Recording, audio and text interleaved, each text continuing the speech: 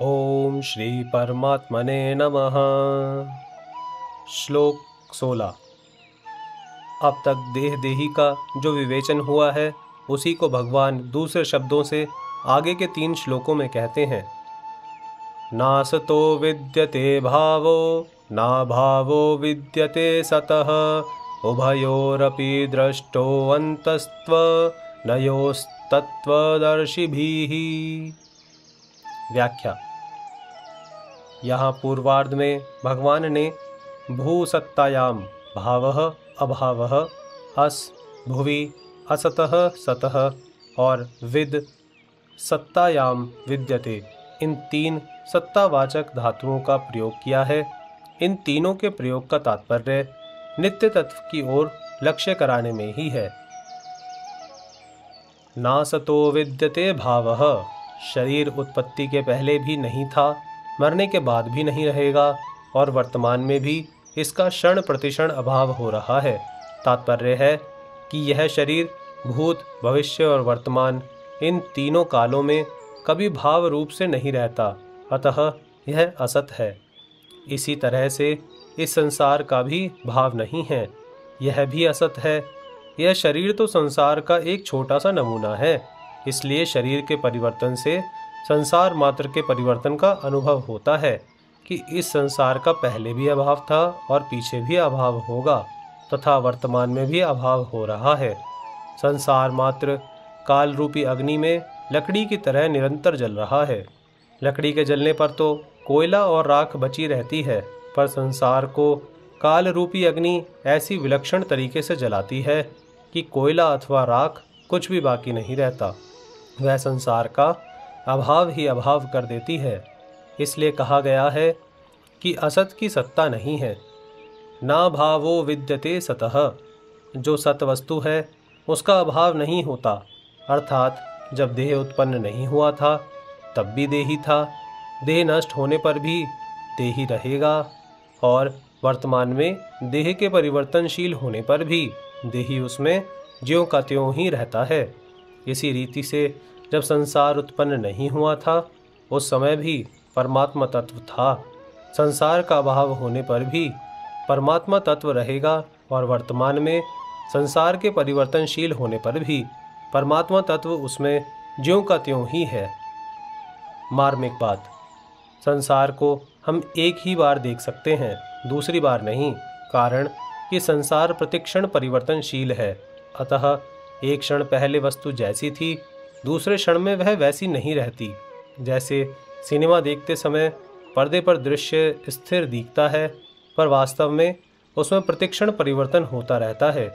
Machine पर film तेजी से घूमने के कारण वह परिवर्तन इतनी तेजी से होता है कि उसे हमारी आंखें नहीं पकड़ पाती।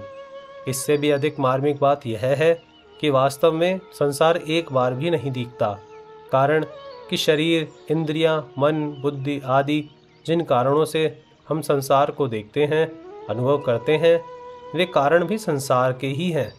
अतः वास्तव में संसार से ही संसार दिखता है। जो शरीर संसार से सर्वथा संबंध रहित है, उस स्वरूप से संसार कभी दिखता ही नहीं। तात्पर्य यह है कि स्वरूप में संसार की प्रतीति नहीं है, संसार के संबंध से ही संसार की प्रतीति होती है।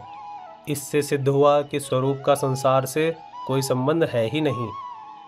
दूसरी बात, संसार यानी शरीर, इंद्रियां, मन, बुद्धि की सहायता के बिना चेतन स्वरूप कुछ कर ही नहीं सकता। इससे सिद्ध हुआ कि मात्र क्रिया संसार में ही है, स्वरूप में नहीं। स्वरूप का क्रिया से कोई संबंध है ही नहीं। संसार का स्वरूप है क्रिया और पदार्थ। जब स्वरूप का न तो क्रिया से और न पदार्थ से ही कोई संबंध है, तब यह सिद्ध हो गया कि शरीर, इंद्रियां, मन, बुद्धि सहित संपूर्ण संसार का अभाव है। केवल परमात्मा तत्व का ही भाव यानी सत्ता है, जो निर्लिप्त रूप से सबका प्रकाशक और आधार है। उभयोरपि दृष्टो अंतस्वन्योस्तत्वदर्शिभिः, इन दोनों के अर्थात सत असत, देही देही के तत्व को जानने वाले महापुरुषों ने इनका तत्व देखा है, इनका निचोड़ निकाला है कि केवल एक सत तत्व ही विद्यमान है। असत वस्तु का तत्व भी सत है और सत वस्तु का तत्व भी सत है, अर्थात दोनों का तत्व एक सत ही है। दोनों का तत्व भाव रूप से एक ही है। अतः सत और असत इन दोनों के तत्व को जानने वाले महापुरुषों के द्वारा जानने में आने वाला एक सत तत्व ही है। असत की जो सत्ता प्रतीत होती है वह सत्ता भी वास्तव में सत की ही है। सत की सत्ता से ही असत सत्तावान प्रतीत होता है। इसी सत को परा प्रकृति, क्षेत्रज्ञ, पुरुष और अक्षर कहा गया है तथा असत को अपरा प्रकृति, क्षेत्र, प्रकृति और शर कहा गया है। अर्जुन भी शरीर को लेकर शोक कर रहे हैं कि युद्ध करने से ये सब मर जाएंगे। इस पर भगवान कहते हैं कि क्या युद्ध न करने से ये नहीं मरेंगे? असत तो मरेगा ही और निरंतर मर ही रहा है, परंतु इसमें जो सत रूप से है इसका कभी अभाव नहीं होगा, इसलिए शोक करना तुम्हारी बेसमझी ही है। 11वें श्लोक में आया है कि जो मर गए हैं और जो जी रहे हैं उन दोनों के लिए पंडितजन शोक नहीं करते। 12वें-13वें श्लोक में देही की नित्यता का वर्णन है और उसमें धीर शब्द आया है। 14वें-15वें श्लोक में संसार की अनित्यता का वर्णन आया है तो उसमें भी धीर शब्द आया है।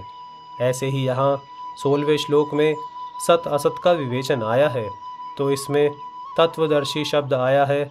इन श्लोकों में पंडित, धीर और तत्वदर्शी पद देने का तात्पर्य है कि जो विवेकी होते हैं, समझदार होते हैं, उनको शोक नहीं होता। अगर शोक होता है तो वे विवेकी नहीं हैं, समझदार नहीं हैं। जय श्री कृष्ण।